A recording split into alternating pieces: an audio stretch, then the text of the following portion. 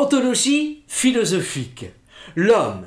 Edgar Morin, le paradigme perdu, la nature humaine. Nous savons tous que nous sommes des animaux de la classe des mammifères, de l'ordre des primates, de la famille des hominidiens, du genre Homo, de l'espèce Sapiens, que notre corps est une machine de 30 milliards de cellules contrôlées et procréées par un système génétique lequel s'est constitué au cours d'une évolution naturelle longue de 2 à 3 milliards d'années, que le cerveau, avec lequel nous pensons, la bouche, par laquelle nous parlons, la main, par laquelle nous écrivons, sont des organes biologiques, mais ce savoir est aussi inopérant que celui qui nous informe que notre organisme est constitué par des combinaisons de carbone, d'hydrogène, d'oxygène et d'azote. L'Homo sapiens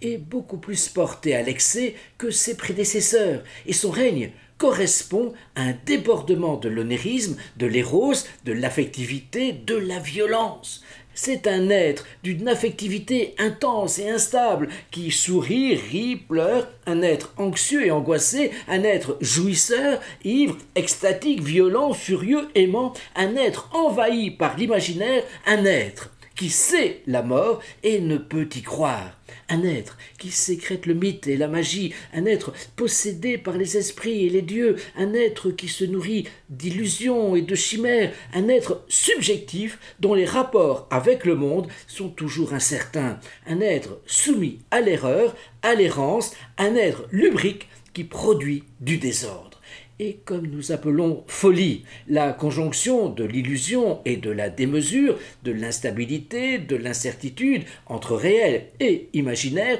de la confusion entre subjectif et objectif, de l'erreur du désordre, nous sommes contraints de voir qu'Homo sapiens est Homo.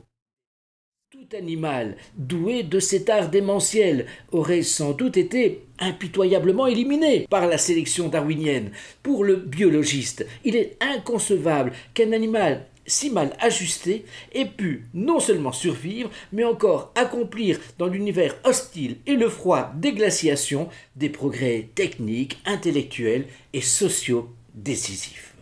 Dès lors, il faut plutôt penser que les déferlements de l'imaginaire, que les dérivations mythologiques et magiques, que les confusions de la subjectivité, que la multiplication des erreurs et la prolifération du désordre, loin d'avoir handicapé l'Homo sapiens, sont au contraire liés à son prodigieux développement.